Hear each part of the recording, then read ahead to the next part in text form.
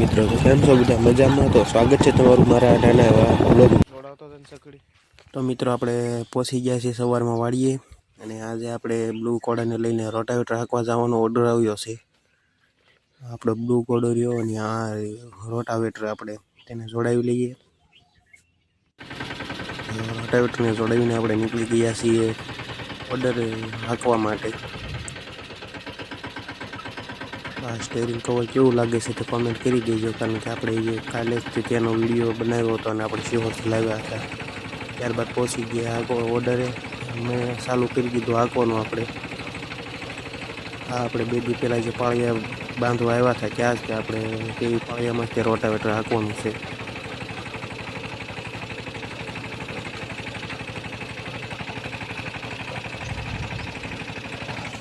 જોઈ શકો છો કેવું ચાલે છે. આમાં હજી થોડું અંદરથી જોઈ શકો છો ભીના છે, એટલા માટે થોડા ઘણા આપણે વેપાર રહી જાય છે.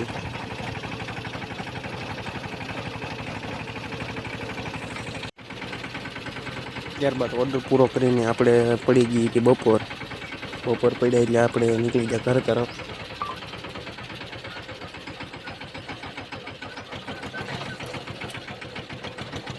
આ ત્યાંનો રફ રસ્તો છે, આપણે નીકળ્યા. આ આપણે બીજો રફ રસ્તો હતો ને આ ફરીને થોડોક આવવું પડે તે રફ રસ્તો છે. આ રસ્તો થોડોક સારો હતો એટલે આપણે ફરીને હાલ્યા.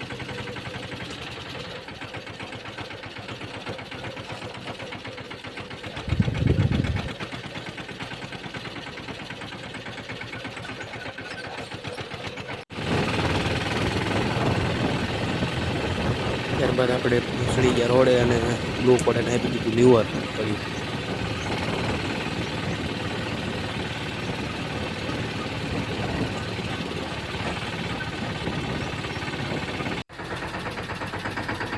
ત્યારબાદ આપણે ખાઈ પીને પાછા 2 વાગ્યા પાછો આપણે આવી ગયો બીજો ઓર્ડર, તો નીકળી ગયા બીજા ઓર્ડર માટે. એ ઓર્ડર હતો આપણે બાજુન ગામમાં, અને બાજુન ગામમાં આપણે રફ રસ્તાથી જવાનું હતું, કારણ કે તેથી આપણે ઓરવું પડે છે રોડ કરતાં રફ રસ્તે.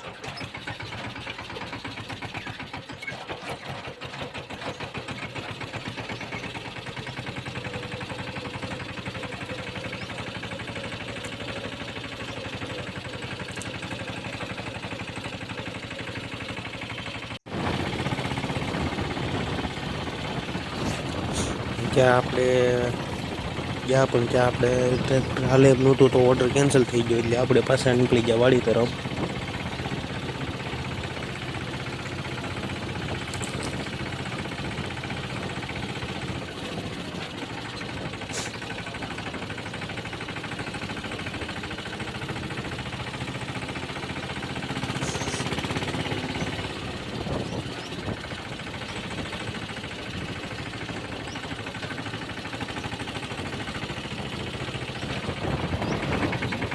પછી આપણે વાડીએ. આ આપણે વાડીની અંદરનો રસ્તો છે, કાપાની અંદરનો રસ્તો છે. તે તો તમને આપણે ઘણી 2-3 વ્લોગ પહેલાં ઉતાર્યા તેમાં પણ આપણે બતાવેલો છે આ રસ્તો.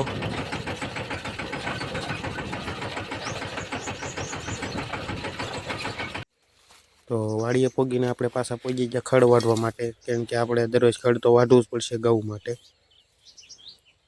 ખડ આપણે વાઢી લઈએ.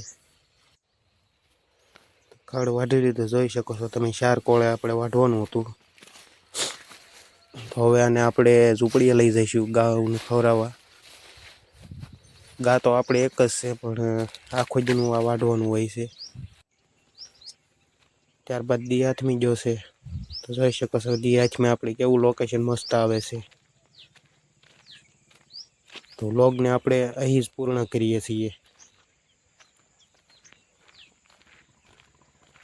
કેવો લાગ્યો અમારો વ્લોગ કોમેન્ટમાં જરૂરથી જણાવજો, અને અમારા વિડીયોને લાઈક કરો અને સબસ્ક્રાઈબ કરવાનું ભૂલતા નહીં.